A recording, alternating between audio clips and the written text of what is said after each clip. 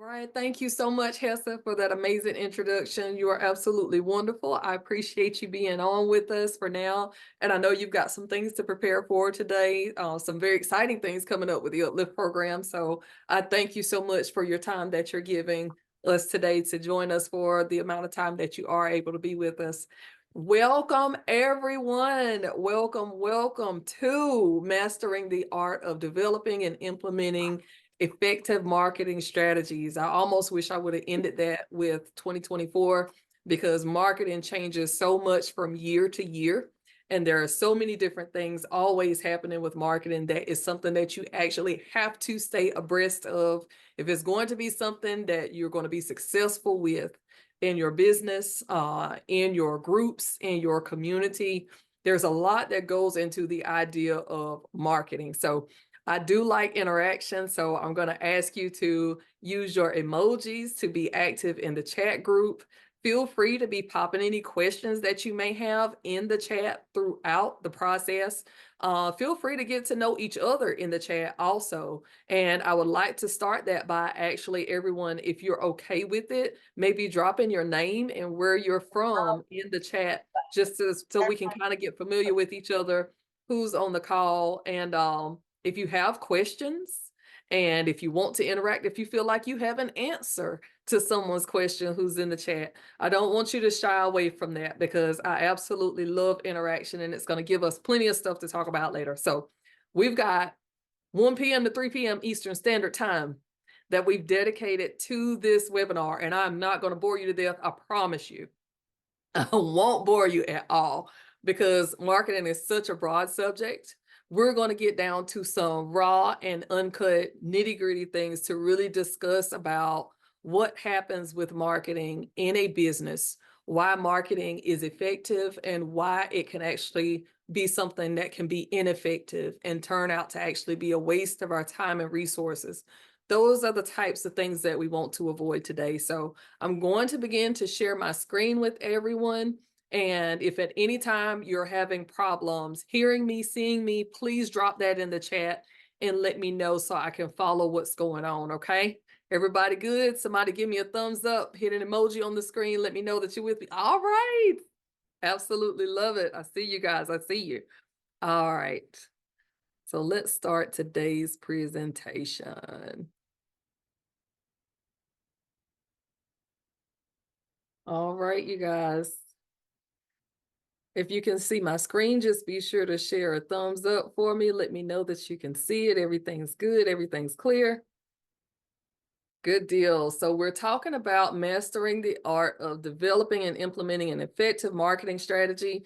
I'm your host. My name is Cynthia Ellis. I have been a business coach and consultant and owner of CLS Management Business Consulting since 2013. So I've been doing this for a little over 10 years now. I'm going into my 11th year of being a business coach and consultant. One of the most important things that I have taught hundreds of clients throughout the last 10 years is how to effectively market their business. So I'm a startup guru by nature. I love to work with businesses who are in the first 0 to 5 years of inception. So this is where I start my journey with business owners, and I'm going to give you a piece of what that will look like today. So you guys will become familiar with what it's like to go through marketing modules and teaching sessions with me, coaching sessions. First thing about marketing that I want you to know is that it is an effort to be different, right? There's so much that we have in common, but there are our differences who set us apart. And just like we have those personal differences, we also have those differences in business. And so differentiation is one of the most important things that you're ever going to learn about marketing, because it is going to be carving out a way that you can stand out amongst competition and anyone else. So competition isn't always the person or the people that you want to stand out amongst. Sometimes you want to stand out in a crowd of folks that you are networking with. Sometimes you want to stand out in front of investors that you're looking for that may want to actually give money to your business or put some type of equity into your business. So marketing, I don't want you to always attach the idea of marketing to sales, let's immediately detach that idea, because marketing goes so much broader than just sales. Marketing is about differentiating yourself so you stand out when you're talking about your business in any type of relationship, in any type of setting. This is what marketing is, the true definition of it. So what's in this particular session for you today? Age-old question, what's in it for me, right?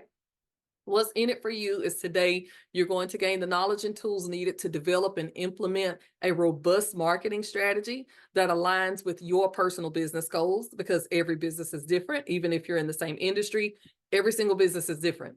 And you're going to get actionable insights. And I'm going to give you some real world examples here today too, about how you're going to be able to be guided on your journey toward marketing success for your business. Everybody still with me? Let me see an emoji on the screen if you are. All right, I see that thumbs up, Ricardo. Thanks. I see you, Tyler. Sarah, Rebecca, absolutely. Thank you. Thank you. So when should you begin to actually focus on marketing in your business? When should it happen? When should you immediately start turning your gaze toward, okay, this is what I want to happen in my business. This is who I need to reach. I'm going to backtrack a little bit, but if you attend the next session that I have set up on branding, we're going to be taking a step backwards in that next presentation. But for this presentation, I want you to know that for effective marketing to happen, you have to have some things in place already. So effective marketing can only happen after you've gained clarity on your niche and your product or service offering. So you know what your niche is, you've gained absolute clarity on that, and you've outlined your product and service offerings. Jesus. These are requirements before you can actually establish a marketing strategy. Now, if you do not have these things in place, some of the things that we might discuss today may seem kind of premature to you, because it's actually kind of walking you ahead of where you already are. But I want you to know that these are the things that you need to have already established before you can you can develop and implement effective marketing strategies. So number one, you've got to have clarity on your niche. And you've got to have clear product and service offerings. You have to know what it is that you're selling, and you have to set prices. Your prices have to be set on your offerings before you even start thinking about marketing. Another thing that you need to do before you begin to market your business is establish your brand identity. You've got to work on your brand and make sure that you're confident in your branding before you begin working on marketing. That's the sequence: branding first, marketing next. The last thing that I love to tell folks that I'm teaching about marketing is it's great to have a budget for your business or for your entity or for your group before you start planning out effective marketing strategies. Because marketing as a whole for your business could include organic marketing, which means that marketing is free, or it could be paid ads, which is exactly what it says. It is marketing that you're actually going to invest in or pay for. And so what you want to have after establishing clarity in your niche, understanding your product and service offerings, having them outlined, setting your prices, making sure your brand identity is established, then you want to set forth a budget that's going to identify, this is how much money my business or my group has decided to set aside for marketing should we have to invest in paid ads. All right, everybody good? Wonderful, wonderful. Let's learn some more. I get excited about learning. All right. So what exactly is a marketing strategy? I'm not going to give you that definition as one. We're going to break it down into two, because it's two words. It's two different things. Marketing is any activity that you're going to undertake that promotes buying or selling of your products and services, right? That's what marketing is in itself. Well, what is a strategy? A strategy is going to outline a plan of action that you're going to use to achieve the vision and set objectives that you have for your company. And it's going to guide that decision. So if we look at the term marketing strategy as a whole, it's going to be a plan of action that your company is going to take to promote buying or selling of products and services, to achieve set objectives. And this is why it's so important, like the last slide said, that you actually have those objectives, the things that you want in mind. What are you selling? How much are you going to sell it for? Because all of these work together to accomplish that. This is what marketing and marketing strategies do. It's a way for you to carry out your goals in your business. So again, we're in the beginning stages of it. So start with strategy in mind. Start with the end in mind, right? And there are strategies and then there are tactics. How many of you are familiar with both of those terms? Give me a thumbs up, give me an emoji, give me something if you're familiar with both of those terms. There are strategies and then there are tactics. A strategy is going to be the high-level plan that helps your business achieve the goals, like I was saying. And we have to get these fundamental things in the beginning, because when I start teaching you about some of the other things here in the middle of this presentation and at the end, it's not going to make sense if you don't get these fundamentals. All right. A strategy is going to be your organization's long-term goals and how you plan to reach them. That's the strategy. Strategies on a higher level. Tactics come a little bit down in the weeds.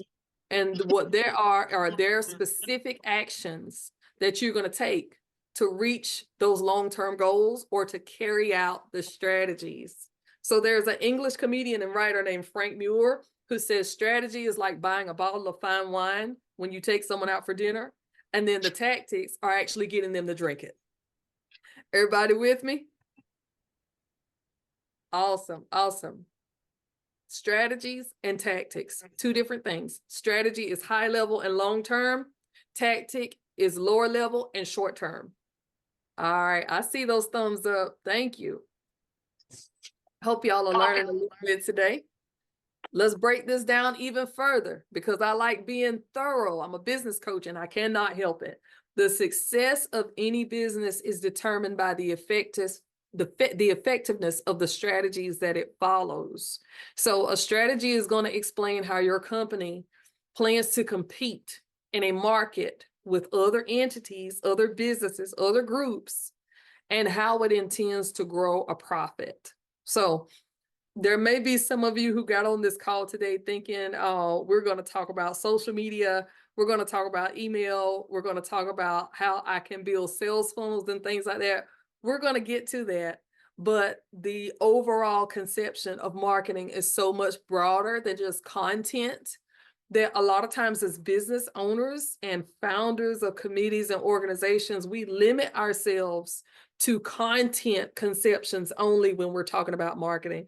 And marketing is so much bigger than that, which is why a lot of marketing ends up being ineffective, because business owners can sometimes be so focused on the content that we forget the goal and the purpose behind the marketing. And we forget what marketing is actually intended to do and how we can build strategies on higher levels to make sure that we're doing the proper actions to reach the goals that we've set forth for ourselves. We're keeping the end in mind when we're doing this stuff. And then we're using the short-term, lower-level tactics to execute on a day-to-day basis. So if we had to look at it, content is a tactic. All right.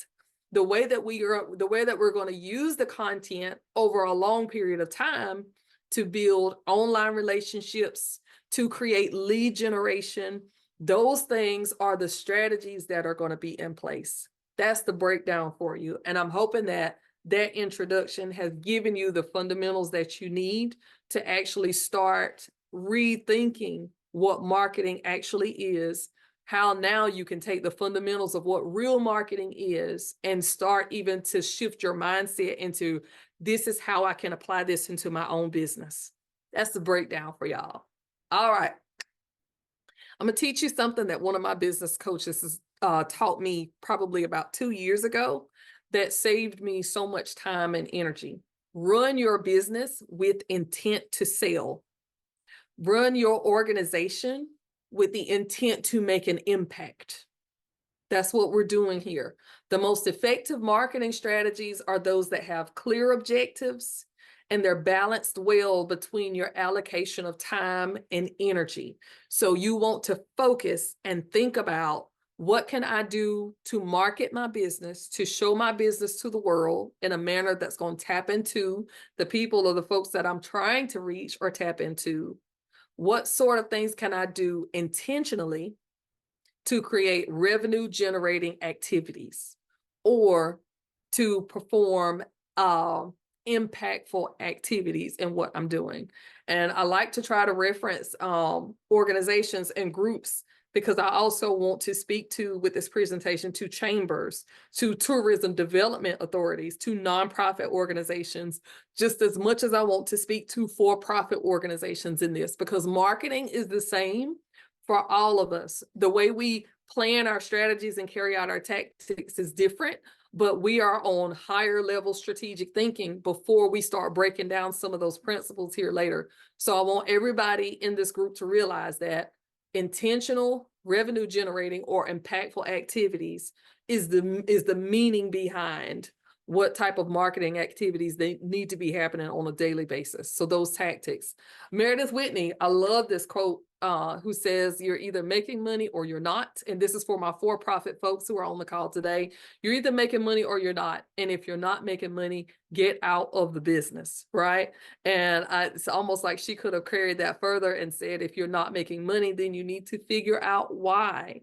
And most businesses or most organizations that aren't making money or are not impactful are suffering from issues with their marketing. They don't know how to tap into what audiences they need. So I'm going to keep it higher level and you guys stay with me. And don't forget, if you have any questions, to make sure you drop them in the chat so we can address them later. All right. What is a business model?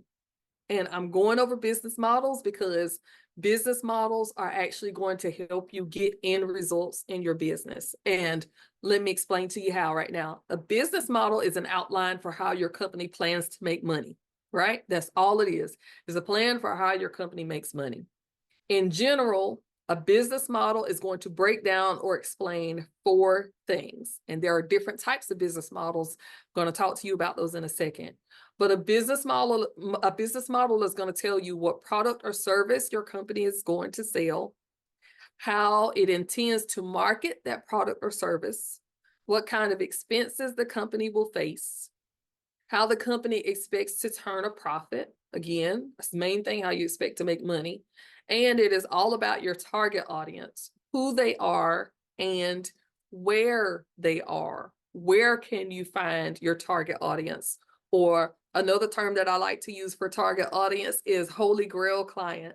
So who's going to be your Holy Grail group or person or people that you want to target for your business or in your community? Or maybe that's even someone that's outside of your community that you want to come through your community, you know, to invest, to leave money there, to eat at your restaurants, to stay at your bed and breakfast or your Airbnb. Where exactly is this target audience that you're looking for? So a business model is just a plan for how your business plans to make money. There are different types of business models. Like I stated, you can set up a business model that's called subscriptions or contracts. These are all different ways your business can make money. You can set up periodic subscriptions for somebody to invest in your business. You can set up contracts with different entities for how you plan to do business. You know, maybe you're making materials that can be used in a healthcare setting. So maybe you want to have doctor's offices or hospital affiliates sign contracts with you. There are different types of business models that you can set up and the way that your company plans to make money. All right, you guys, give me a thumbs up if y'all still with me. If you're learning something, let me know. Give me a special emoji if you feel like you're learning something today. Oh, and before I go any further, I want you to drop something in the chat for me. On the scale of 1 to 10, with 10 being the most knowledgeable, how well do you feel like you understand marketing? On a scale from 1 to 10, with 10 being most knowledgeable, drop that in the chat for me. How well do you feel like you understand the concept of marketing and how to actually effectively market for your business? Drop that in the chat for me and let me know how you guys are feeling. And I'm going to take a look at those in a second. And hopefully by the time we get to the end of this presentation today, that I'm going to see some 8s and 9s, okay? Maybe even a couple of 10s for you folks out there, because I know y'all are really smart. All right, so let's talk about how to design a money-making business model for you, because this is going to lead you directly into effective marketing, right? First of all, there's no one size fits all for any business model. We can all use the same type of business model, but trust me, there are going to be different ways we do it. So many businesses include elements of several different business models. And here's a good example. Yoga studios do bundles, so do cable companies and telephone companies for internet. Look at Verizon. They have bundles for internet. And if you're commercial, they have bundles for home office, for phones, for devices, for tablets. So different bundles that you can pick up. That you may sell retail products in a lobby, for instance. So there are different ways that, there's that's a brick and mortar. So you can set up an actual store or location to do it. And then there's e-commerce where you can purchase solely online for different things. So to design your own business model, what you're going to do is answer these questions. And trust me, this is all a part of marketing, because if we don't, again, take these steps leading up to building out our marketing strategy, which is what I'm actually taking you through right now. We are building a marketing strategy. If you're following me, we're developing that right now. Implementation will be next.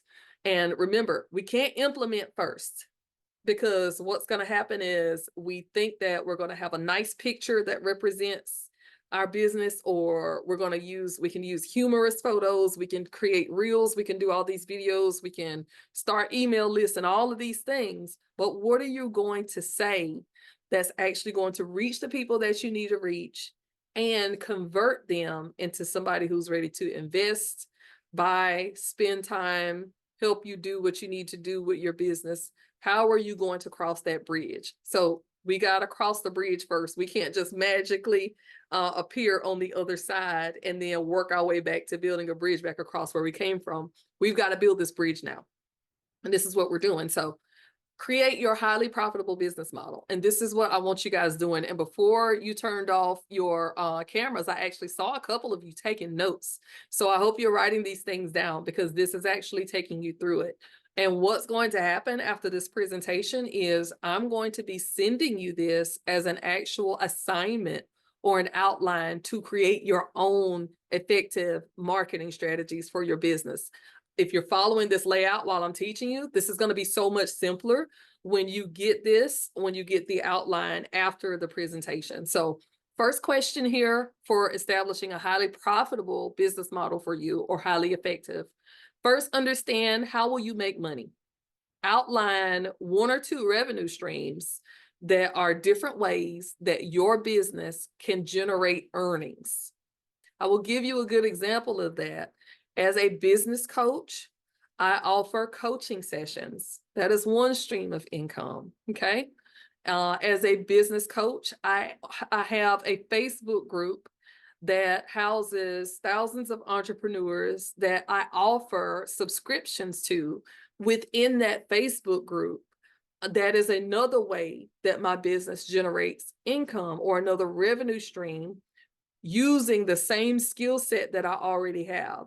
So I'm not really stretching myself to include a different revenue stream. I'm just utilizing the skills that I already have with the business that's already established, to say there's more than one way that I can generate income from what I do. So that's the first thing I want you to answer. How will your business make money? And if you're thinking about this as a community partner, like a chamber or tourism, how is your business going to make an impact? What do you want to do for your organization to be effective in your community? That's the first thing. Second thing is, what are your key metrics?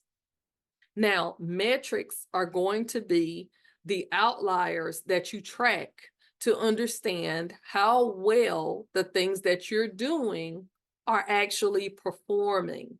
So having a profitable businesses is great. It's all fun. It's wonderful, but it usually doesn't happen right away, right? With those tactics, those smaller steps that we're taking that are short term, we have to track and measure how effective those things are. And I'm going to throw in a tidbit here for you. You want to study key performance indicators, or what we call KPIs, because what certain KPIs will do is tell you how well something you're doing is performing. So if you want to have at least 20 new followers per week or 20 new members added to your Facebook group every week, that is going to be a strategy that says the overall strategy is going to be like, if I have 20 new followers in my Facebook group, then I could potentially convert at least 20% of them to subscribers. And so what are the tactics that I'm going to use in this marketing strategy to help me ensure that I can get at least 20 new group members a week in my Facebook group?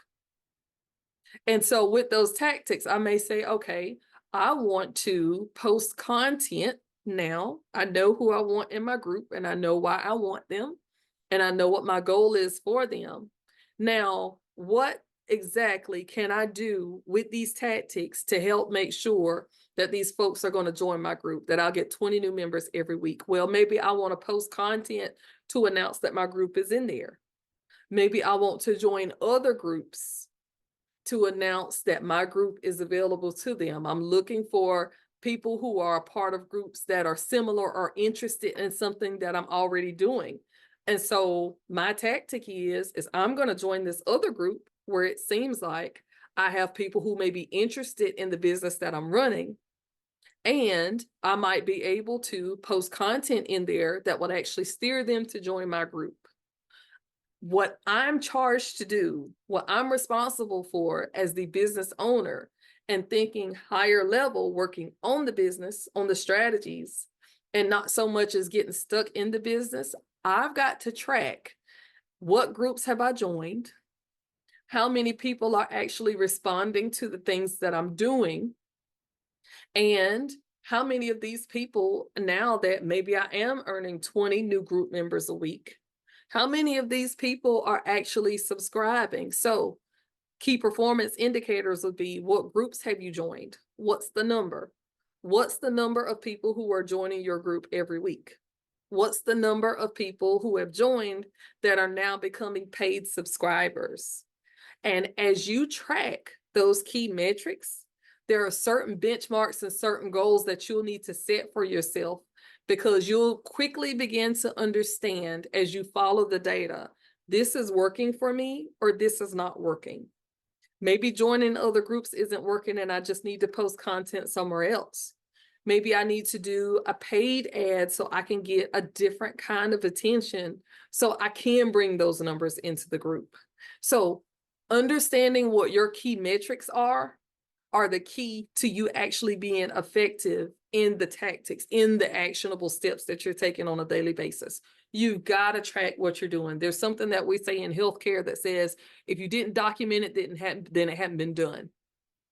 If you are not honestly tracking the moves that you're making in your business, then you're not performing intentional, revenue generating, or impactful activities. There's no way you can know that you're doing it if you aren't tracking what you're doing. So I cannot stress the importance enough about understanding what your key metrics are, recording and following that data. Now, there are things that we can do to automate that to make your life simpler so you aren't spending so much time running and chasing after all of these things. But the point is it's important to make sure that you get it all done. All right. I know that was a lot. If everybody's with me, give me a special emoji. Give me something to let me know that you're still with me. And don't forget to drop your questions in the chat. Yes, I see you, Michael. Awesome. I got you. I love the smile. He'll say yes. And the celebratory emoji, Rebecca. Thank you all so much. All right. Last thing here. Who's your Holy Grail client? Who's your target customer? All right, who are they? Your product or service should solve a specific problem for a specific customer or consumer. I used to think that everybody in the world needed to know about my business, and the more people knew about it, the more people would interact with it. It is just not true that way when we think about it that way. The truth is that everybody does not need everything, but everybody needs something. And you may have that something that someone needs, and you may not have that something that someone needs. Either way, we have to be okay with that because we have to understand who it is that we're actually trying to target in our business. So we're not wasting our time talking to people who are completely uninterested in what we're doing. And it may not be that they're completely uninterested. Sometimes the answer is no because it's not right now. Sometimes people don't know that they need what you have. Sometimes people they want what you have, but there's a huge fad with another competitor that's happening right now. Good example, Stanley Cups and Yeti Cups. Right now, I hear that there are Stanley Cups on eBay going for $300, $400, $500, $400, $500. Yeti Cups are not selling for the same thing. But guess what happened? A marketing taboo where this young lady left her Stanley Cup in her vehicle. Her vehicle burned. She posted a TikTok video that showed proof of her Stanley Cup being totally unharmed inside of a burning vehicle with sweltering heat. She posted this video on TikTok about her surviving Stanley Cup, and instantly Stanley Cups, the value, the demand for them skyrocketed. Their supply could not meet the demand, which means what? The price goes higher. So the price increases, and they get all of these increases in sales from this girl's TikTok video who was just a total marketing snafu. She was just wanting to tell people that her Stanley Cup survived her burning car. Well, she never would have known that Stanley was going to be able to use that as a marketing tactic to bring in all of these millions of more dollars into their company. So target customers are sincerely important. And there will be sometimes some things that could happen that are just snafus for you two, or just totally taboo, and you would never realize. I didn't think that that would go viral, but it has. And suddenly it's attached to the people who are interested in what you are doing. And they're understanding now that they can reach out to your business or your group for whatever it is they need. So that's the last point in establishing a business model that's going to be highly profitable for you.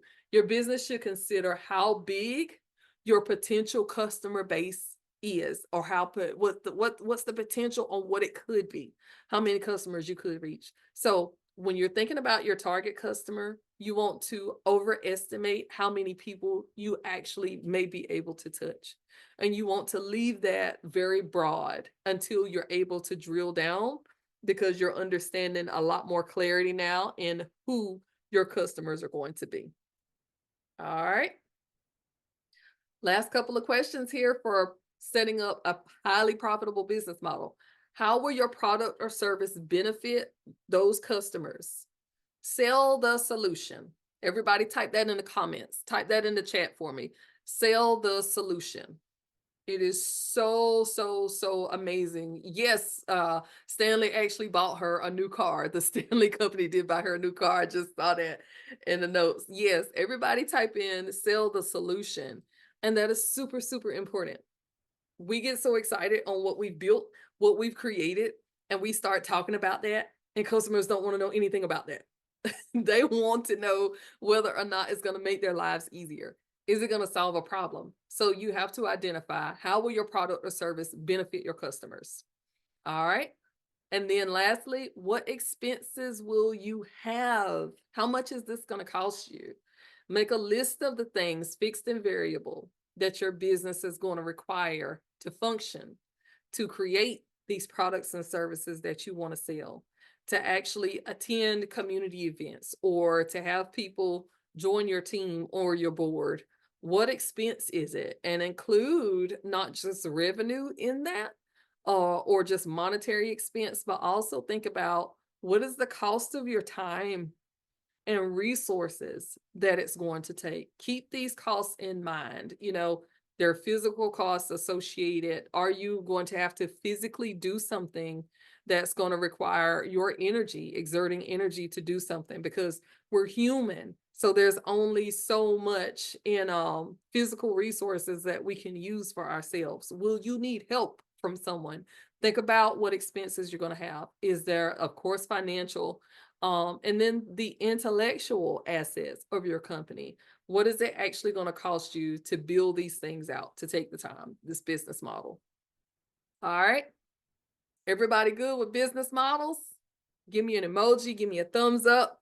Let me know you're doing good. We're at 1:42, which is exactly where about I want to be right now. We're probably about 3 minutes ahead of schedule. So absolutely excited. I'm absolutely excited. All right.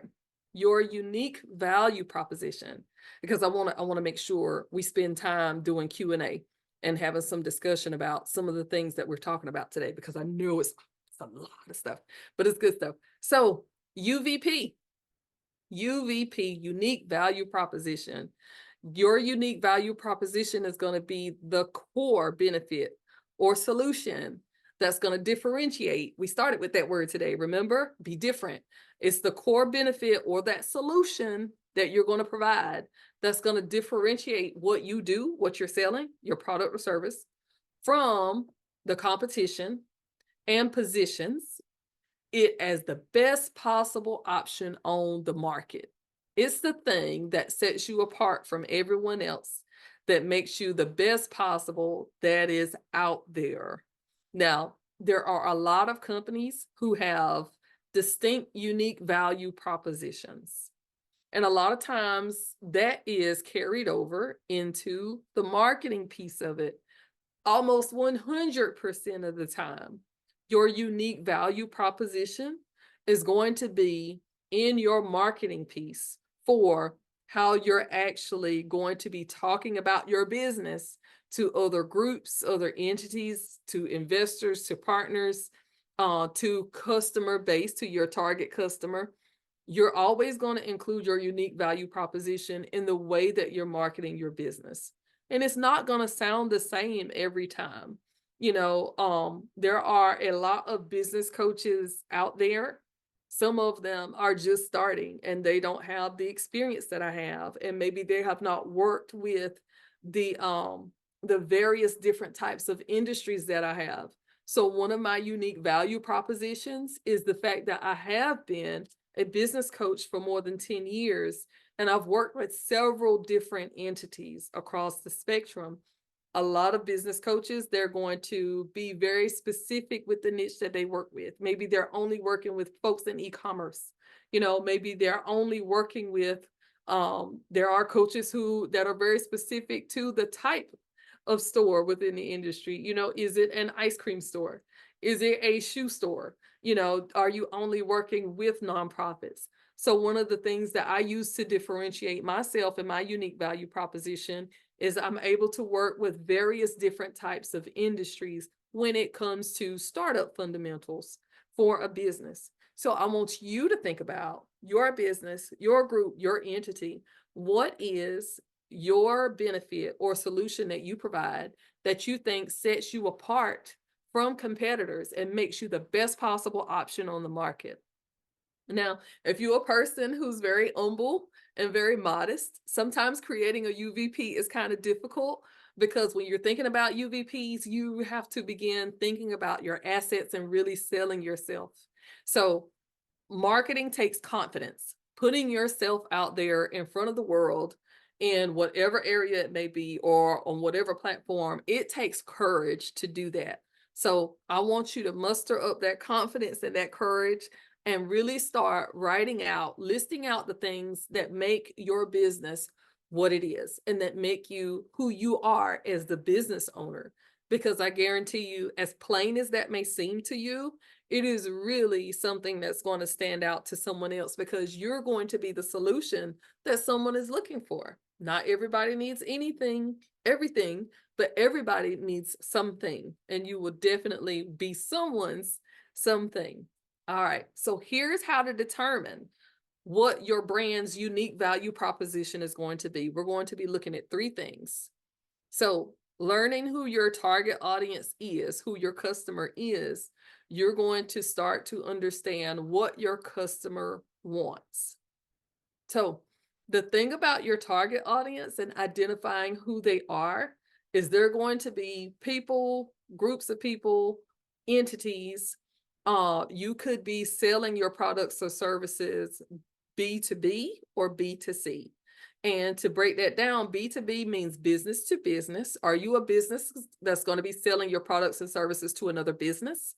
Or are you going to be a B2C business? And that means, are you going to be selling directly to consumers, business to consumer? So you're either going to be selling from to a business or to a consumer.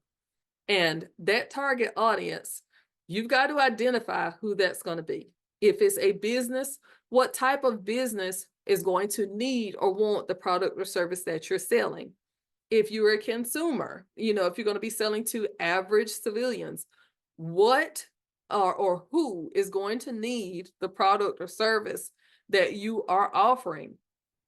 And sometimes that gets kind of intricate. So, as a business coach, and I love to use myself as an example, if I'm going to be coaching people with startup organizations, I'm going to be looking for people within a certain age group. So, most people who are starting businesses are anywhere between the ages of 26 and 46.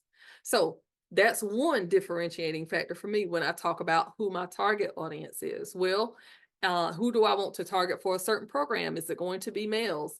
Is it going to be females? Is it going to be people who want to start maybe beauty businesses? Is it going to be people who want to do strictly e-commerce? Do I want to work with people who want to sell cars?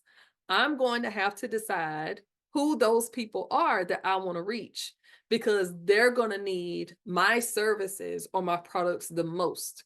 And I need to know what those customers want. That's the red. That's the most important. Understanding what your customers want. The second thing is identifying what your brand does really well. That's where you're going to put your unique value proposition. Your UVP is going to go here. So we're going to take what the customer wants, what you do really well, and then the last thing at the bottom is going to be, now, what does your competition do really well? And this has to be in comparison to what your brand is doing. So if you are a shoe salesman and you do a great job at selling a certain type of shoe, then you want to look at who your closest competitor is in your same industry and how well do they sell that same type of shoe. It's a comparison thing between you and your competition and what your customer wants. In the center of that is where they all meet to say, this is what that UVP, that ultimate UVP, is going to be for that customer. So for me, with my unique value proposition being, I am a startup coach for people who may or may not have business experience, but they want to start a highly profitable business for financial freedom for themselves. That is one of my unique value propositions that I'm using when I'm putting my marketing out there to the world, because these people that I'm marketing to, my target audience, I know that they're looking for somebody who's an expert in the industry, who can help increase their income by becoming their own boss.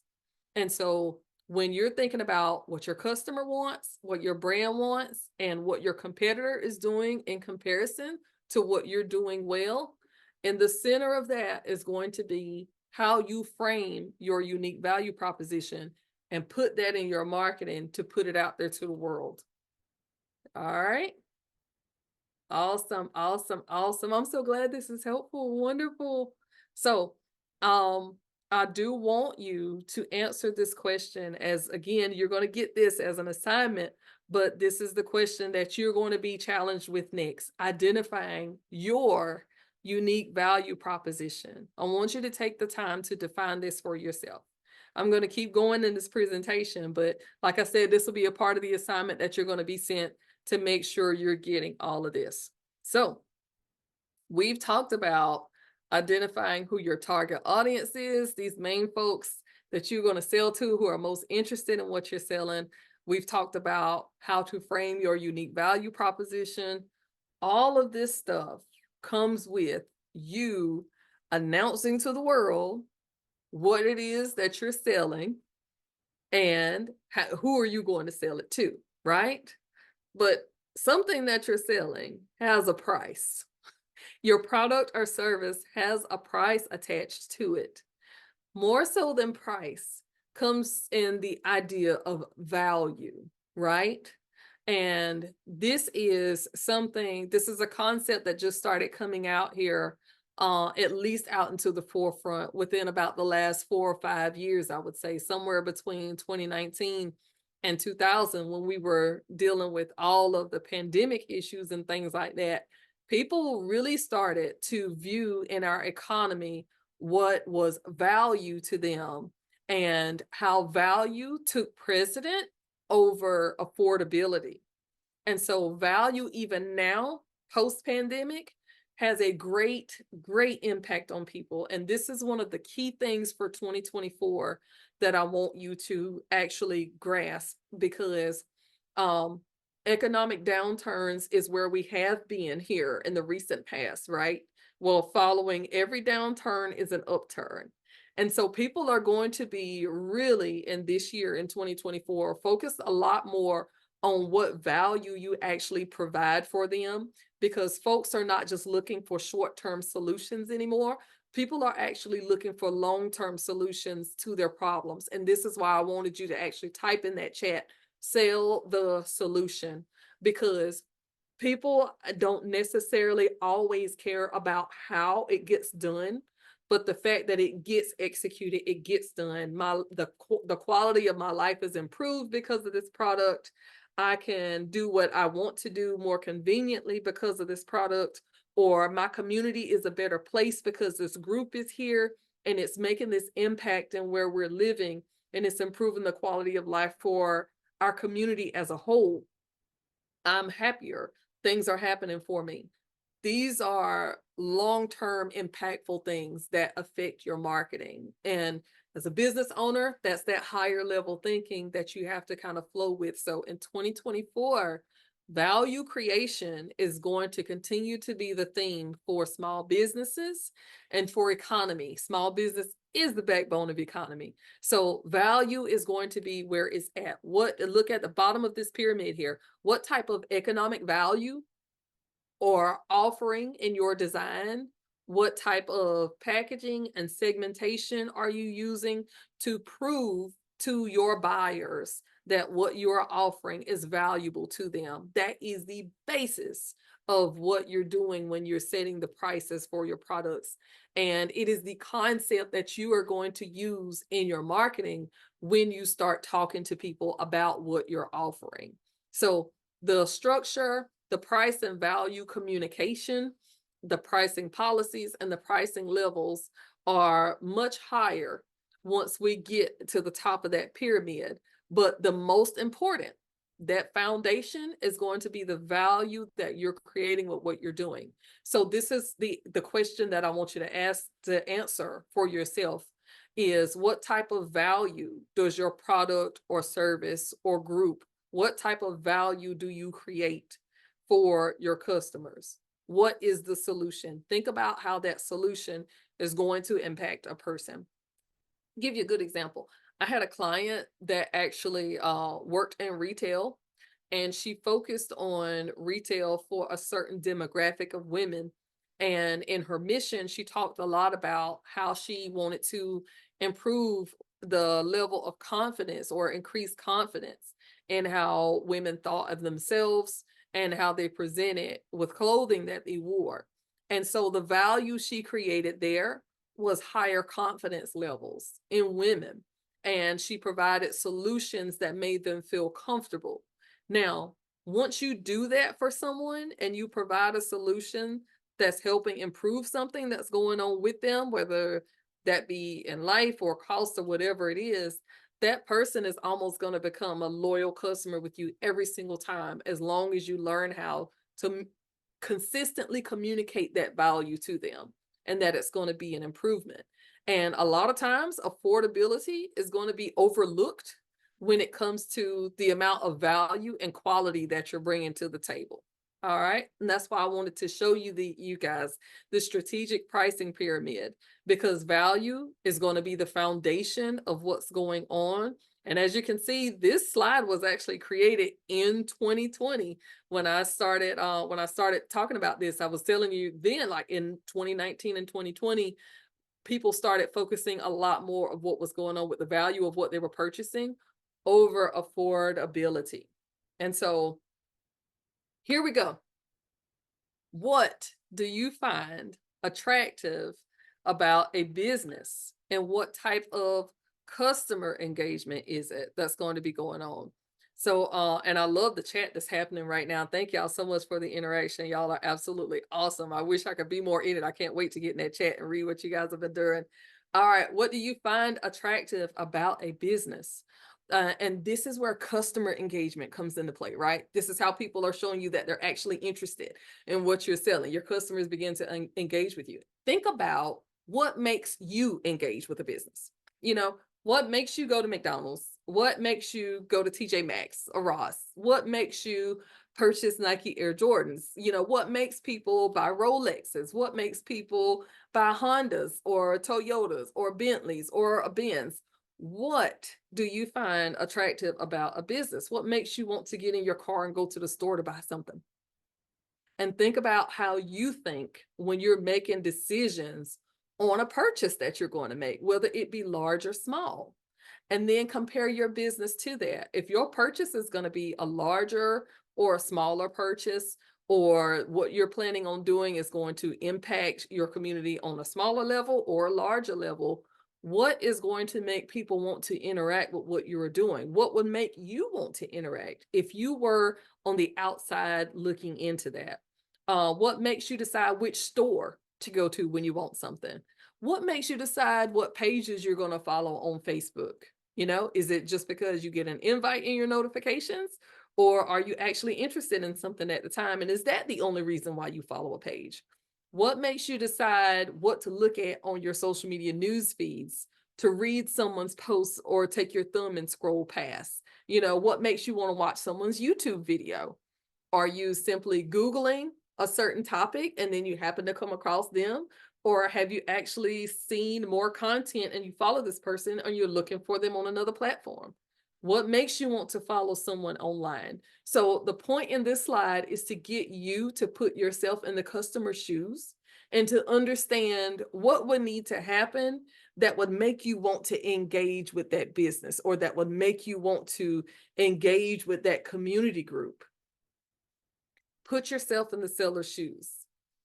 Here are some other things. What would make you want to click on someone's links that they post online? Walk into their store. What makes you want to pick an item up off the shelf and look at it and read the ingredients or see how much is in there? You know, what makes you go to someone's website? Why would you visit somebody's website? What would entice you to go there? What about following a certain business coach online? What about subscribing to someone's YouTube channel or investing? So this is where I'm going with this, and I want you guys to follow me real close. There are two reasons why people buy something. They either need it or they want it. It's one of the two, plain and simple. And anybody that's ever been a part of any of my coaching courses will tell you this. There are people either they need something or they want something. And there's a difference in the way that people shop when they do this. And there's marketing that you can do to tailor to each one of these, right? So customers that have a need for something, they want fulfillment in what they're going to purchase. They want to engage with the seller and they want to engage with what you're doing. People who need something from you are a lot easier to have a conversation with, either online or by phone. They're more easily coaxed or persuaded when it comes to you talking about your solutions with that person. They're more likely to become a repeat customer, and they're open. But the thing is they're more open to shopping around because these people need quality over affordability. So these are people with needs. And if you think about marketing and the way that you're wording what you're doing and using what we call keywords in your marketing, and I'm going to break down keywords a little bit later in this presentation and what exactly keywords mean and how they can be used in your search engine optimization and on your website and in your content to actually catch the attention of people that you want to catch, that target customer. When you're talking to the people who have needs, there's a different way that you're going to speak to them and a different language that you're going to use differently than the people who want what you have. All right. These are the people who have needs. It's about fulfillment, engagement, conversation, and quality with people who need your product or service. Now, when you're marketing for people who want your product or service, it's totally different. You know, satisfaction is what they're looking for. Keyword you can use. Satisfaction guaranteed. People who want something, they want to be satisfied. They want you to hear them. They want to make sure that you notice them. In other words, they want to be affirmed. They want their questions answered immediately. People who need something and want quality, they love to engage, but they're not demanding for an immediate answer. When people want something, it's a lot more urgent. Sometimes it seems, at least to them, the sense of urgency is different from a person with needs. They're not easily coaxed or persuaded to get what you have just because they've already been looking at so much competition just to try to find what they want, right? And these people are not likely to become repeat customers unless you've given them a dynamite experience and a really good price, because they're typically looking for affordability over quality. And these people, they, most of the time, they're shopping around to see. They may or may not.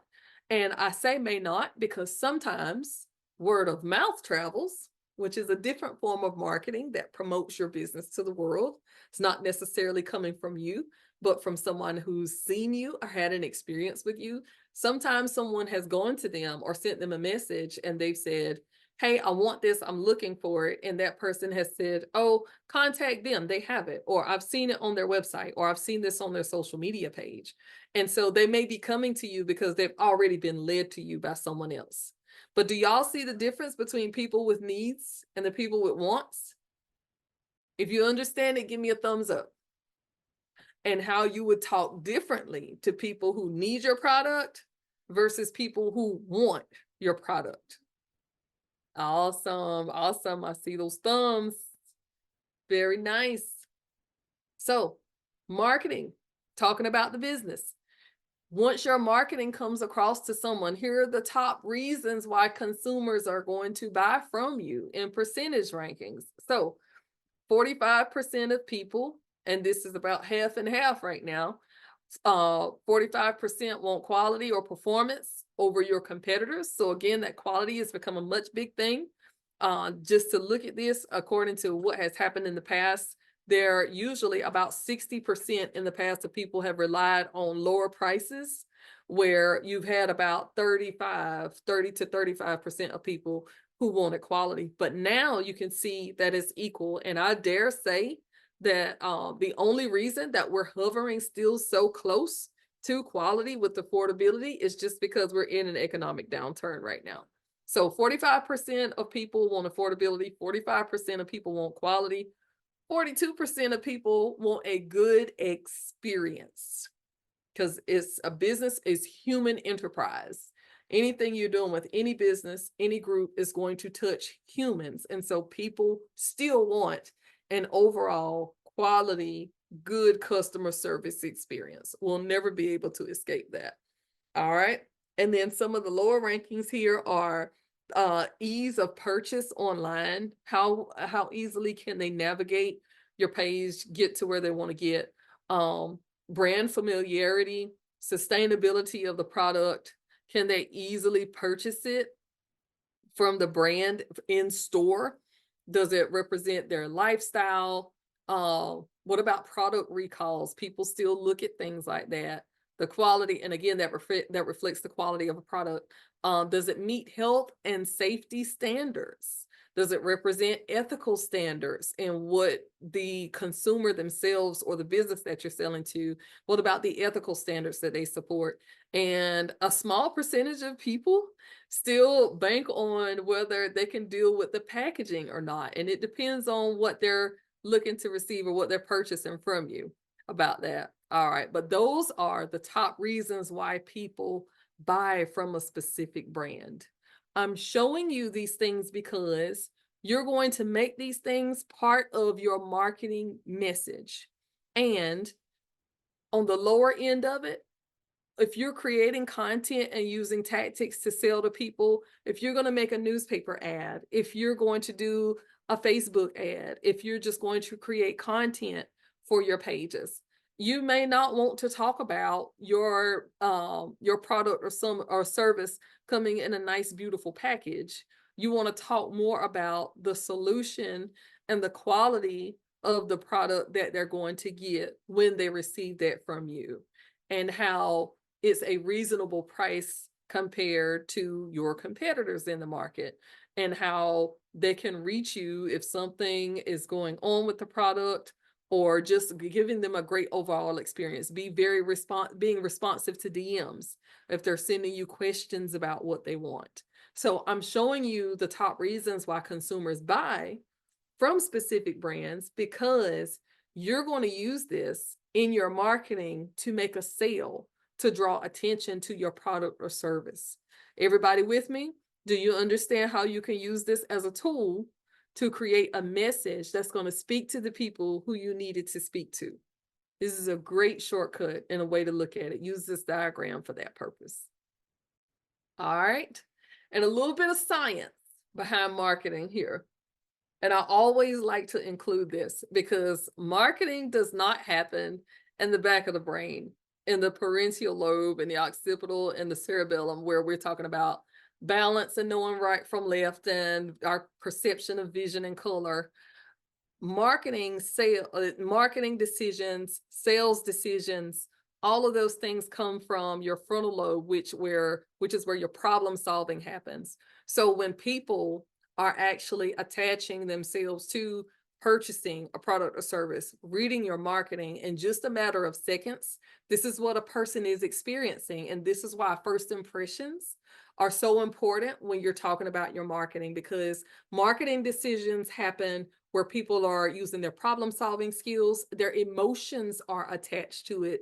This is why 42% of people still say that they love a good customer experience, because marketing is related to a person's emotions and their experience that they have with what you're selling, what they feel when they see your ads. This is very important. Speaking voluntary motor action, that means I'm going to voluntarily pick up your product or service to purchase it, or I'm going to voluntarily click sold or purchase or add your item to my cart when I'm shopping in your online store. So all that behavior memory, that understanding, it happens, marketing and sales happen where people make decisions, problem solving decisions, reasoning, and emotional attachments. So marketing, yes, does get emotional. All right. Which brings us to the law of attraction.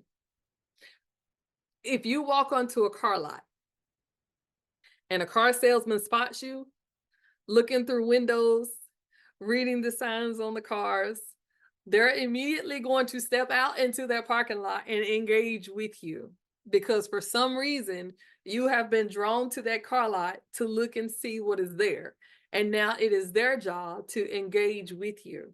But now, the way that that car salesman engages with you makes the difference between whether you're going to stay and endure it and make a purchase from that, or if you are just looking and you're not ready for that, then you're going to be like, oh my gosh, here they come. Let me hide. Let me move. Let me not have this conversation with this salesman right now. The idea of the law of attraction with marketing is you don't want to be the pushy salesperson. We don't want to sound salesy, as they say. We want our marketing to do the work for us.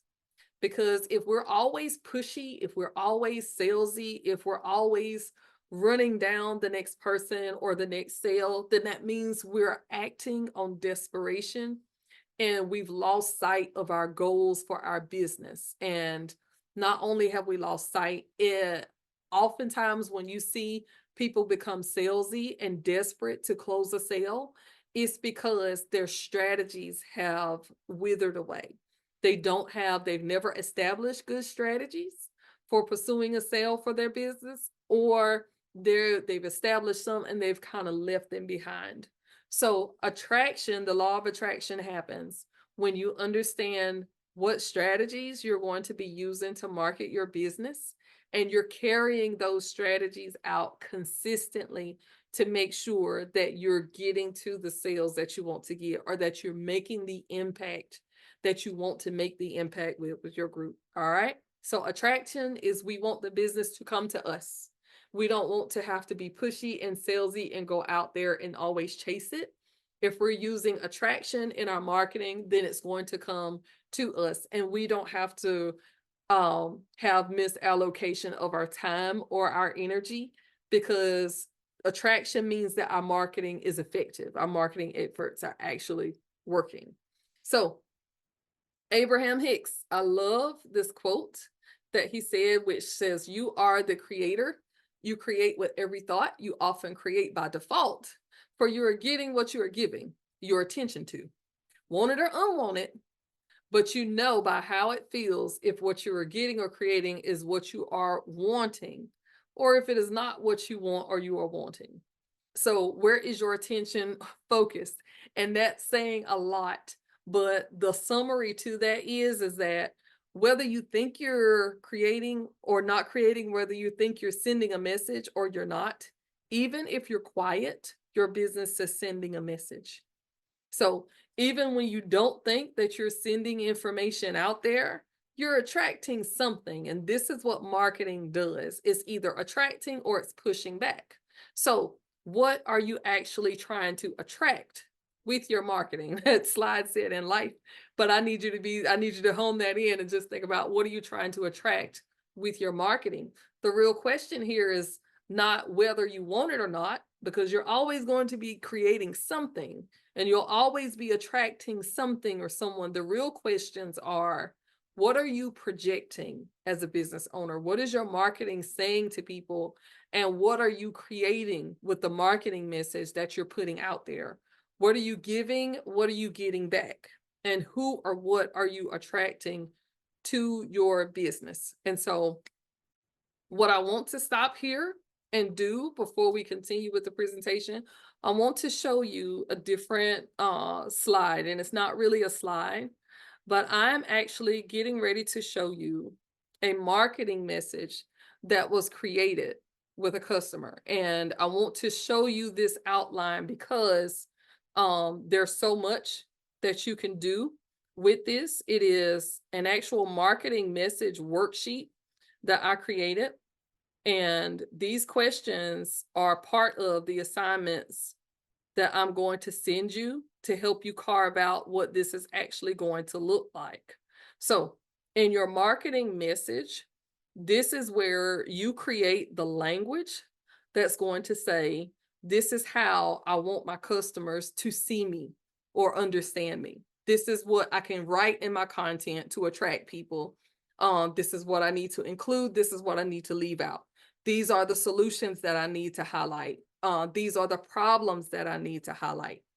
There is a concept with marketing that says that you should identify your target audience's pain points and highlight them and talk about them in your marketing, because it resonates with the emotion that people feel when they read your material, that instantly connects with them, that says, this is something that I need or not. And you want that. You absolutely want that. So while I show you this, I get overly excited and I got to follow my notes because I want to chase rabbits and talk about everything. So there are cold leads, there are warm leads, and there are hot leads, right?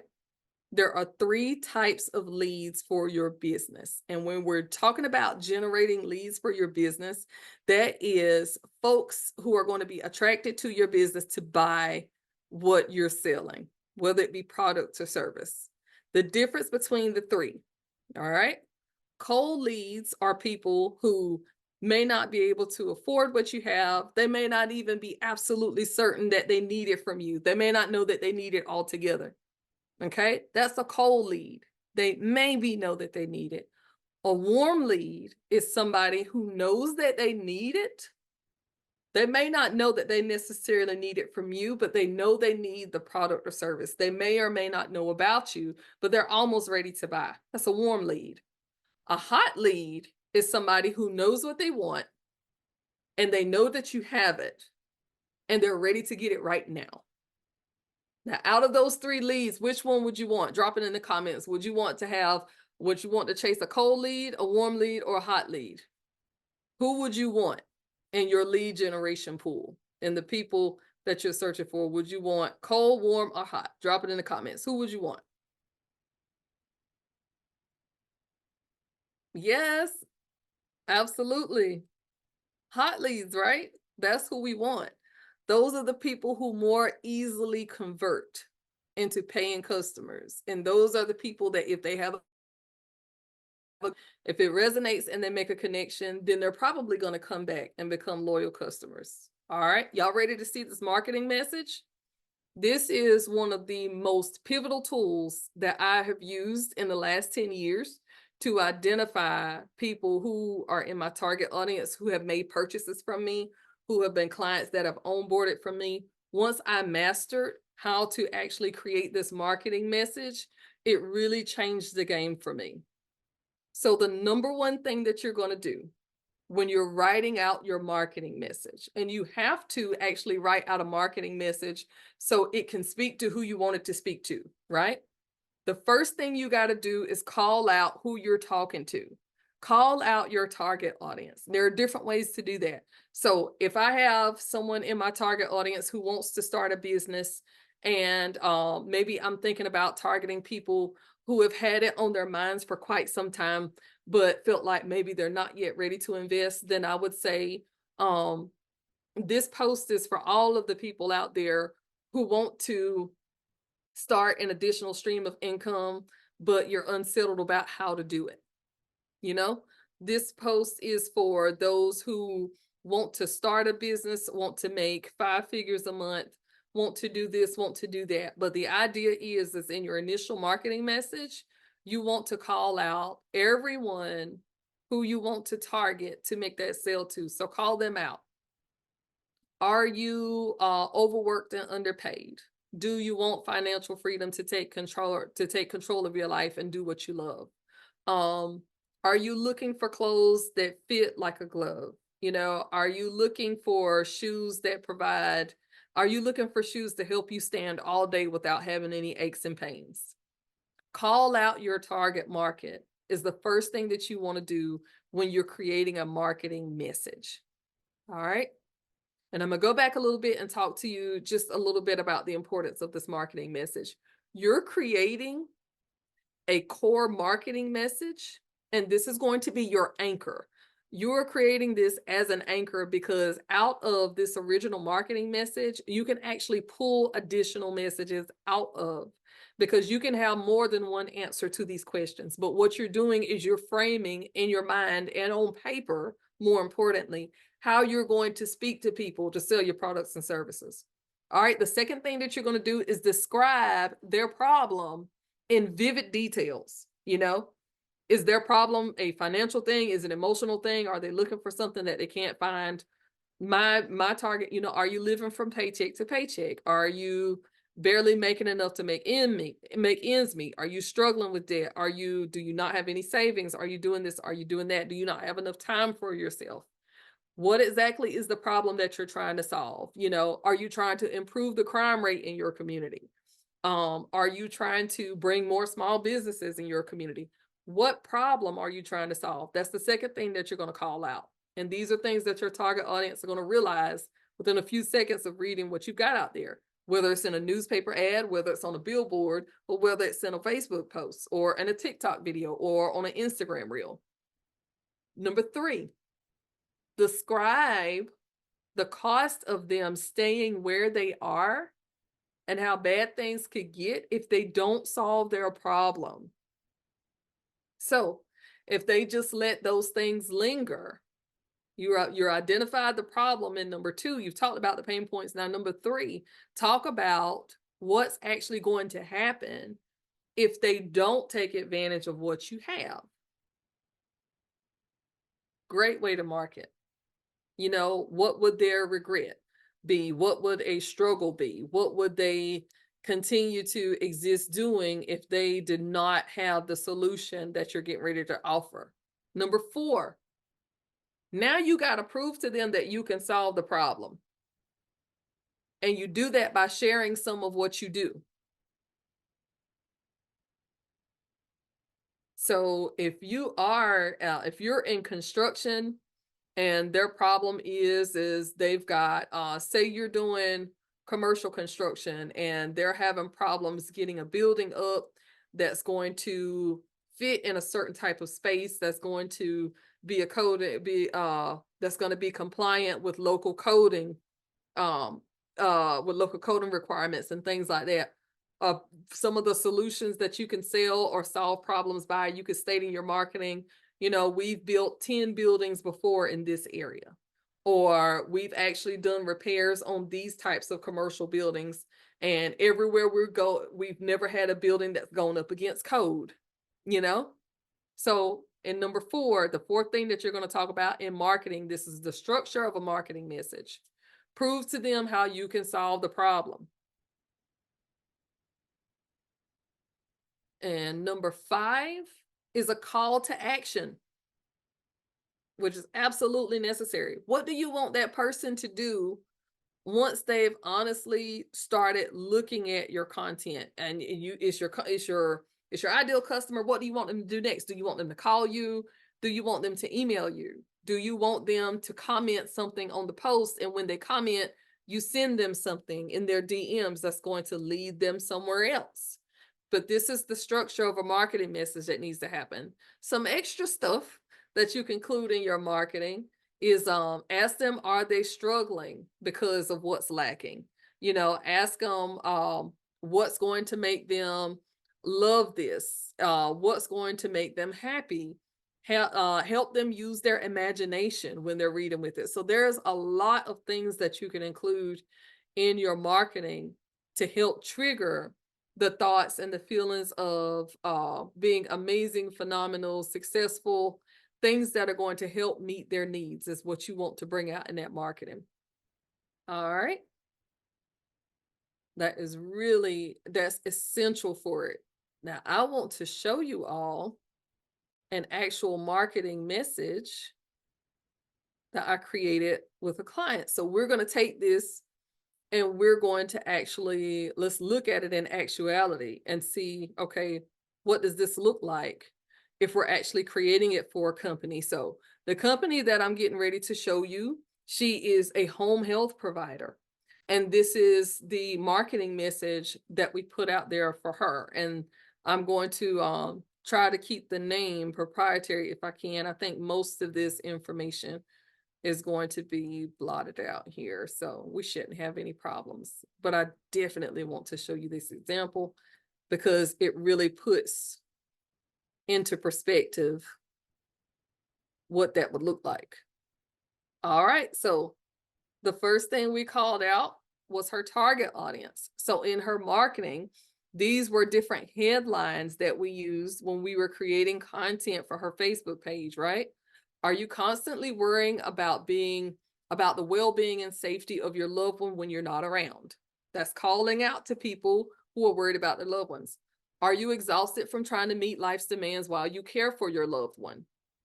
Do you often feel alone, unsupported, and misunderstood when it comes to handling daily tasks for someone at home? Is your mind always on the safety of your loved one, even when you're not physically present to assist them? Do y'all see how that's calling out to a certain group of people? Now you've got their attention and they're like, oh my gosh, yes, that's me. I'm going through that. I'm experiencing that. This is what marketing does. Now, this is taking place again. You got your brand together. They see your logo. They know you're out there. You've got your goals in mind. You know that you have to onboard so many clients to make this much money or to meet the goals in your business that you want to meet. So now you're ready to start marketing and talking to these people that you need to reach your goals. You need these people to reach your business goals. So then we describe the problems in detail. And she took the time to sit with me and write out this entire marketing message, because not only can she just get like one post to this, she can send parts of this to the newspaper to run in her local paper for an ad. She can take this and use ChatGPT to reword a lot of it and restructure it to repurpose content to use over a long period of time. So the next thing we did, we described her problem in rich, vivid detail. How can you tell when you need a caregiver? Breaking it down and giving the instructions to those people who may need it. And then the next part was describing the problems that those people will experience if they don't invest in her services.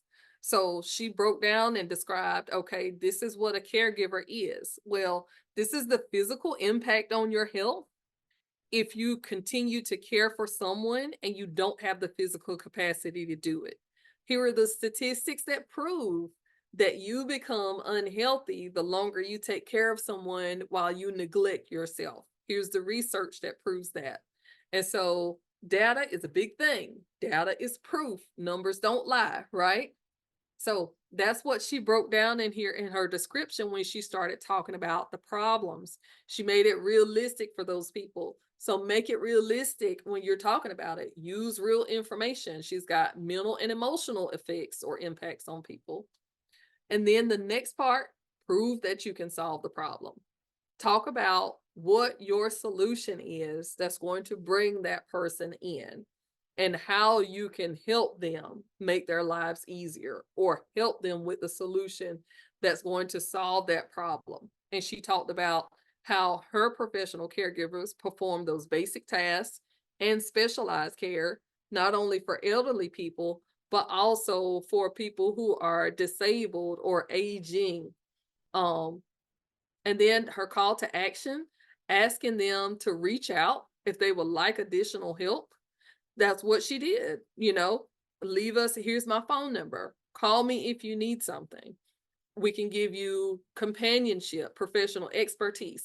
We can provide family caregivers, safe transportation, affordable and flexible hours. So she really went in on support for daily living activities. She really went in on, this is what solutions my business can provide. And then we ended that not only thinking about in her marketing message how we were going to sell to someone, but how could she actually market her business to also attract employees? And what could she say that would make people want to come and work for her?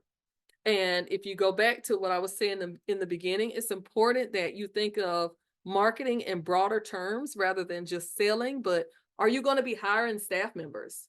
Are you going to want to partner with another business in the future, or have affiliate businesses that can actually, you want to pay them a percentage to help you gain more clientele? So how can you structure your message, your marketing message, to speak to all of these people involved, to improve upon what you're doing and to grow your business, to expand your business, to keep your business sustainable? All of this is in marketing, right? All right, thumbs up. Let me know if you're learning something. If you are, yes, I love it, Ricardo. I see it. Thumbs up. Y'all show me some emojis if you're learning and this is good. I love it. I love it. I'm still excited, y'all. I'm glad y'all hadn't gone to sleep on me yet. Y'all look like you're engaged, so that's a good thing for me. That's a good thing for me. We actually only have, let's see, 1, 2, 3, 4. There are 5 slides left. Y'all ready to dive into them? We're getting ready to go back and we're going to finish up our slideshow.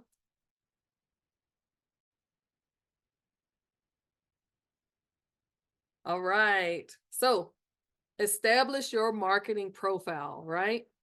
Establish your marketing profile. And before I talk about the actual profile itself, I just want to talk about the 2 different types of marketing. There are really basically 2 types of marketing. There's traditional and there's non-traditional. Traditional marketing is newspaper ads, billboards, radio ads, all of the marketing that is not new age digital, right?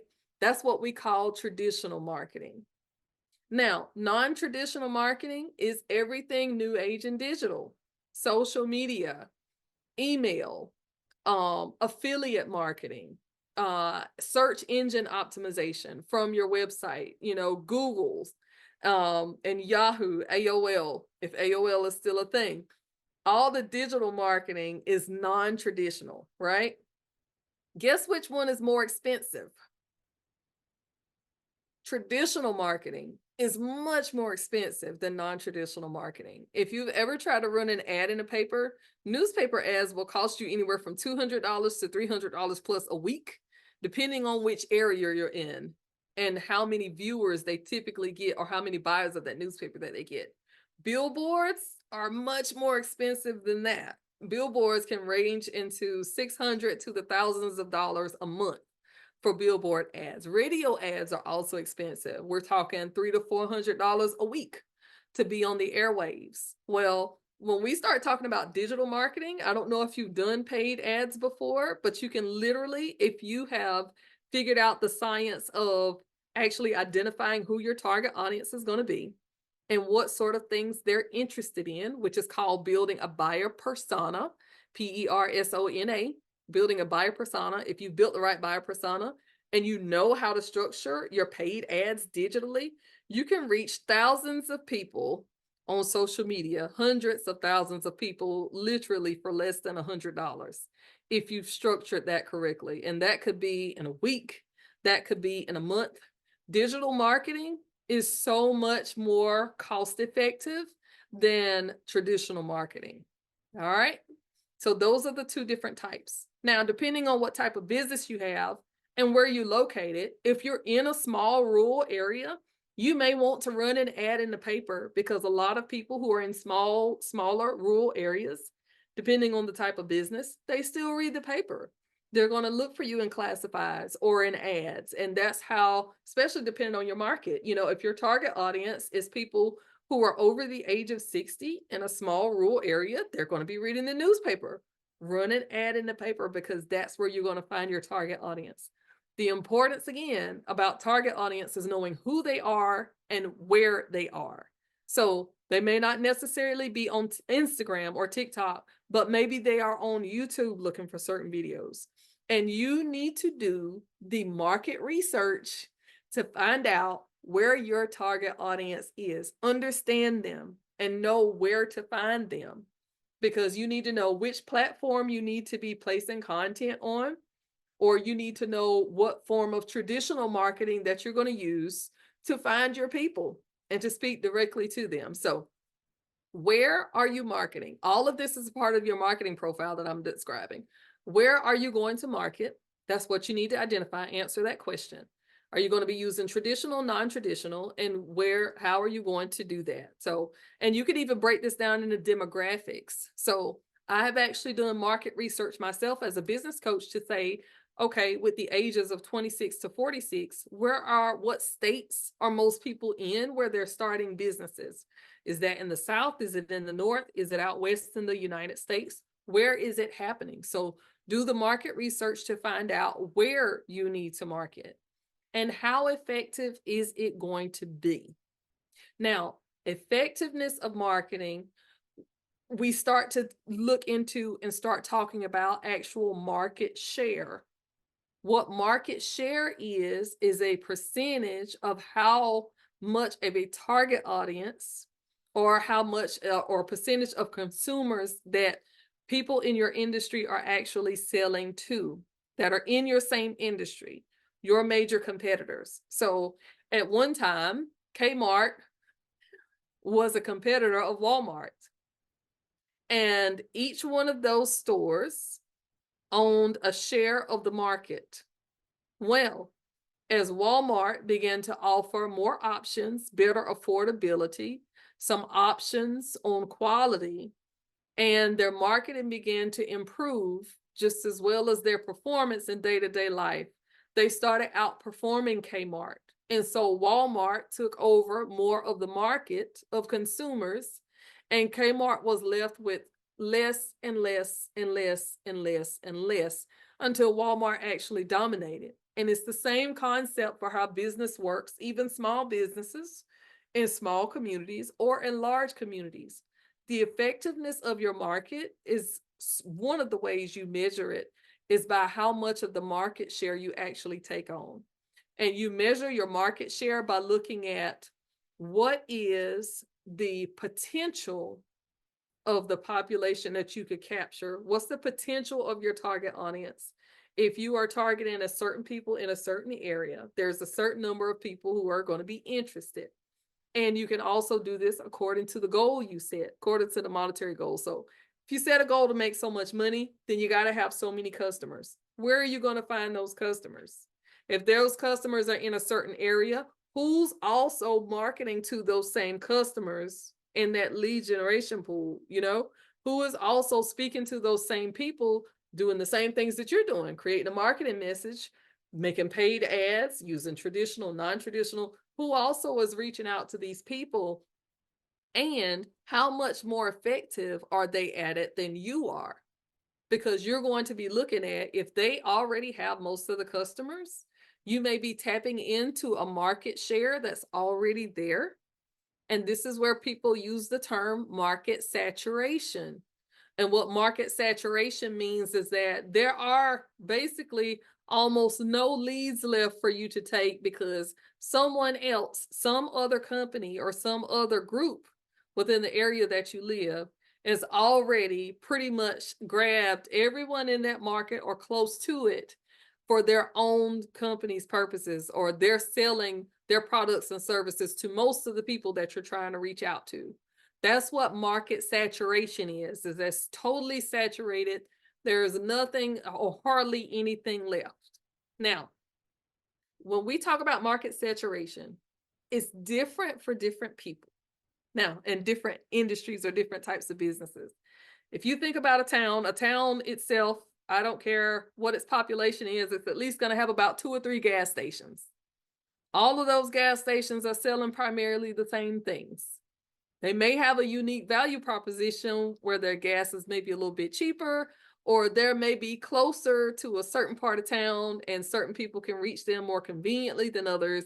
Maybe they have better opening hours, what have you, take American Express, whatever their unique value proposition is. The thing is this one town and there are 3 different gas stations. Well, everybody's going to need gas at some point. So if you have a resource that's in high demand, market saturation does not become so much of an issue because people are going to always need what you have. People will always need funeral services. And I hate to use that as an example. People will always need doctors. People will always need nursing services. People will always need clothing, but it's a huge market and there's a lot of competition there. So when we start talking about market saturation and market share, a lot of the difference is you doing the research to see where you're going to market, who you're going to market to, and that's going to determine how effective it's going to be, depending on how much of your target audience you're going to have access to and actually be able to convert to paying customers. All right. The next thing with a marketing profile, I know I said a mouthful there, so if y'all have questions about that, be sure to drop them in the chat or make note of them because we're going to go into Q&A here probably in about the next 5 to 10 minutes or so. All right. How often should you engage with a certain type of profile or method? How often should you post content on Facebook? How often should you post reels? How often should you run an ad in the paper? All of this stuff is going to be a part of your marketing profile for you to answer these questions. After you've tracked the data, should you continue to do it or not? And if you do, what could be done different? Because there's always room for improvement. What could be done better? What can be added? What can be taken away?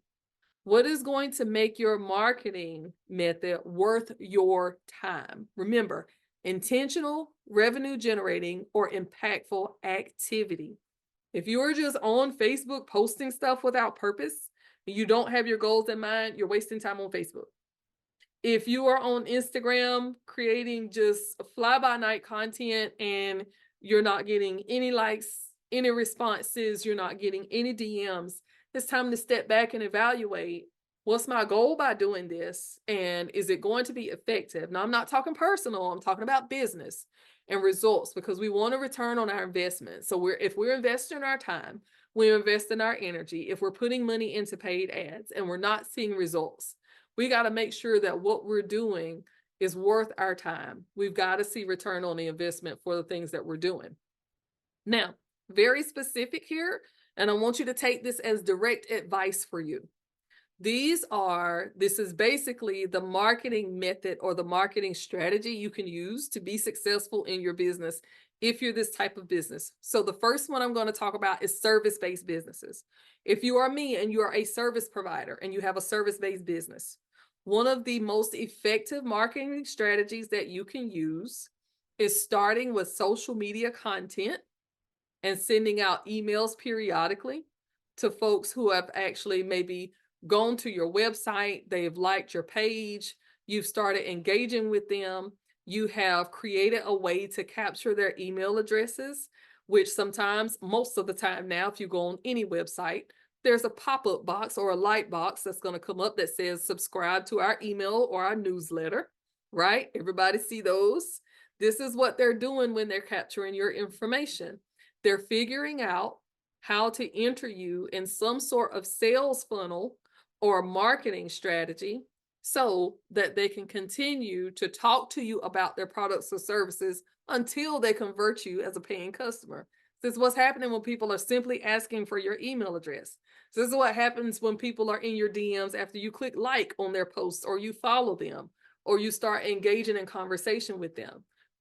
Business owners and groups who are really successful at marketing and getting sales understand that intentional revenue generating activity has to be happening every day because they are working diligently to meet goals and it's their intent focus. So if you're a service-based provider, start with social media content and do some digital marketing first.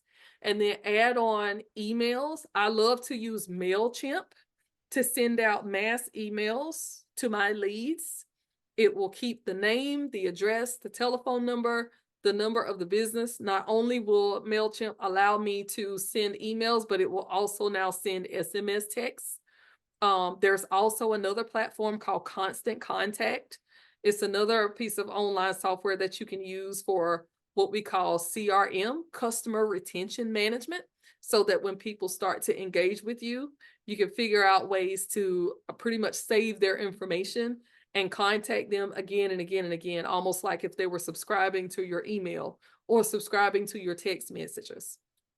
And rule of thumb, people are typically not ready to purchase from you unless they've seen or heard from your business at least 6 times. And that's why we see thousands of advertisements within 24 hours in a day, because we're constantly being hit with the commercialism of don't forget me, don't forget me. Here's where I resonate with you. When you need this product or service, come buy it. And unfortunately, Pepsi and Coca-Cola got the raw end of this with the subliminal messaging back in their ads years and years ago. If anybody is on the call old enough to remember when they were doing sending subliminal messages and ads. All right. But now, service-based businesses, start with those 2 things. And then you want to be able to, as a service-based business, a lot of your proof comes from freebies. So people don't always immediately purchase from you, even after they've seen your marketing and they're following your pages.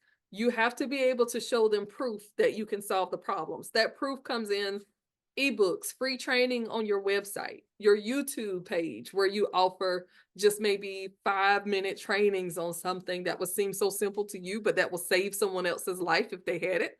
So use those things as your freebies or your giveaways. And then finally, once they've engaged with you enough, you've nurtured that lead, which means you've communicated with them well enough to understand who you are, what you offer, and you probably have taken them by then from being a warm lead to almost a hot lead. Schedule a call with that person and have them speak with you either one-on-one or do something recorded to where you can actually onboard them to provide a service. I have used this strategy for a cleaning business in North Carolina. It's been used for different types of businesses and different industries where they're a service-based business. And you can actually, a concierge business I once actually helped for this. And so they use social media content, directed people to their website, captured their email addresses, reached back out to them, sent them different types of discounts, talked about the proof, showed before and after pictures. And before you know it, that person is either on a website asking for a quote for something, or they're responding to emails or getting inquisitive now about, well, how can I take advantage of your services? So then your onboarding process has to happen. But I don't want to go into full onboarding process and how you can smooth that out, because this is a marketing webinar. So I just want you to understand of how this is a great marketing strategy for a service-based business. If you are selling products, let's talk about you guys. You can use some of the same tactics, okay? And you're going to start out the same way. Digital marketing, I will love it. I will always advocate for it. If you have to do traditional newspaper, whatever, so be it. Just make sure that that's in your budget, because it gets pricey. But you can start with free social media content, and you can put your content out there. You can spend very little money to reach hundreds of people in a week, and set goals for yourself based on how much money you want to make, because that determines, with the data you're tracking, how effective your marketing actually is. So if you want to reach a certain number of people, and you want a certain number of people to become paying customers, these are all the key performance indicators that you're tracking when you're doing this. And it's especially important when you're doing the larger outermost parts of this circle. So that social media content and emails, there are analytics already built into social media platforms, so it makes your life so much easier. Check your analytics pages weekly, sometimes even on a daily basis, when you're trying new things. And it may take 24 to 48 hours sometimes. And that's a really good point.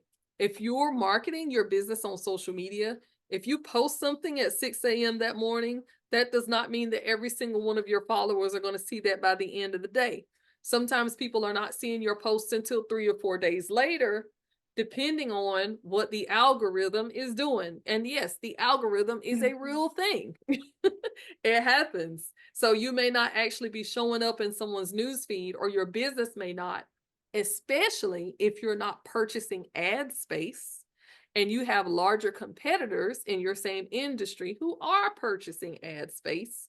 Then the people who are typically following you and on your newsfeed may be seeing ads from a larger competitor, or somebody who's spending more money on ads, and it's resonating with them more than your business is. That information may be going to them. So if you aren't getting the traction online like you feel you should be, follow your analytics closely, and it will tell you a lot. Follow the data, read it. All right. After you've done some content posting and you've attempted to create email lists or newsletters, or sometimes blogs are still really good, really effective. And email is still really effective, believe it or not. We scroll past them a lot, but if it resonates with a person and it stands out, email is a high converter, because if I read it, then I'm reading it with intent. And if I read the whole thing, then I'm intentionally going to follow up with that business and what they're doing. So email has high conversion rates, even though it may not have high open rates. It depends on whether that person needs it and whether it resonates or not. All right. So website, social media shops, Facebook shop, TikTok shop is so huge right now. Instagram shops. So these platforms actually have shops that people can go to purchase your products or services. Make sure that you are active on those, and that is where your target audience is, and it's actually meeting their needs there. All right. And then the hope is for them to add to the cart and make a purchase. Sometimes they add to the cart and leave, and you can set up certain things with automation depending on what sites you're using. If people are shopping with your TikTok shop, that stuff will stay in the cart that they've added, and TikTok will send reminders to them. There are certain websites that you can be on, like Shopify, if you're retailing your products, that will actually send those shoppers reminders to say, hey, you forgot something in your cart, come back with us and clear that out. You want that automation to make your life easier. And of course, the more touch points we have with customers, the more likely they are to buy from us. All of this is marketing, but we want to get to that purpose. So in summary, I would love for you to set yourself up for success.